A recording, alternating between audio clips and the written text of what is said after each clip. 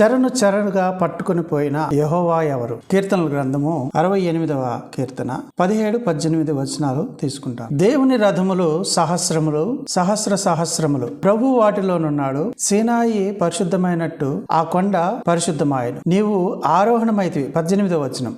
నీవు ఆరోహణమైతివి, పట్టబడిన వారిని చెరపట్టుకొని పోతివి. మనుషుల చేత నీవు కానుకలు తీసుకొని ఉన్నావు. యెహోవాను దేవుడు అక్కడ నివసించినట్లు విశ్వాసఘాతకుల చేత సైతము నీవు కానుకలు తీసుకుని ఉన్నావు. దేవుడు తన పరిశుద్ధ వాక్యమును దీవించును గాక. ఇక్కడ యెహోవా అనేటువంటి దేవుడు చెరగా తీసుకొని పోతున్నాడు అనేటువంటి విషయము మరి చెప్పబడింది.